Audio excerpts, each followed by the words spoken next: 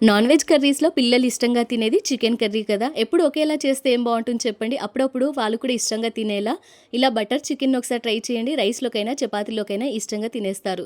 First KG చికెన్‌ని తీసుకొని బాగా నీట్‌గా వాష్ చేసుకొని, ఒక టీ స్పూన్ అల్లం వెల్లుల్లి పేస్ట్, కరిగించుకున్న బటరు, అలాగే ఆయిల్‌లో ఆనియన్స్‌ని వేసి కలర్ మారేంత వరకు ఫ్రై చేసుకున్న ఫ్రైడ్ ఆనియన్స్, పావు కప్పు వరకు పెరుగు, పావు టీ స్పూన్ పసుపు, టేస్ట్‌కి సరిపడినంత ఉప్పు, 2 టీ స్పూన్ల వరకు కారం పొడి, 1.5 టీ స్పూన్ వరకు ధనియాల పొడి, యాలుకలు, లవంగాలు, దాల్చిన చెక్క, అలాగే షాజీరా వేసి మెత్తగా దంచుకున్న మసాలా పొడిని కూడా వేసుకొని బాగా మిక్స్ చేసి 10 నిమిషాల పాటు పక్కన పెట్టుకోవాలి. మసాలా కోసం మిక్సీ జార్లోకి ఫ్రైడ్ ఆనియన్స్, పొట్టు ఒలుచుకున్న వెల్లుల్లిపాయలు, 1 టీ స్పూన్ కారం పొడి, 1 టీ స్పూన్ జీలకర్ర వేసి మెత్తగా గ్రైండ్ చేసి పక్కన పెట్టుకోవాలి. స్టవ్ ఆన్ చేసుకొని ప్యాన్లోకి 1 టేబుల్ స్పూన్ బటర్, 2 టేబుల్ స్పూన్ల వరకు నూనె, అలాగే మనం మ్యాగ్నేట్ చేసి పెట్టుకున్న చికెన్ పీసెస్ని వేసి ఒకసారి అంతా బాగా మిక్స్ చేసుకొని మూత పెట్టేసి ఒక 10 నిమిషాల పాటు చికెన్ పీసెస్ బాగా సాఫ్ట్‌గా అయ్యి ఆయిల్ సెపరేట్ అయ్యేంత వరకు కుక్ చేసుకోవాలి.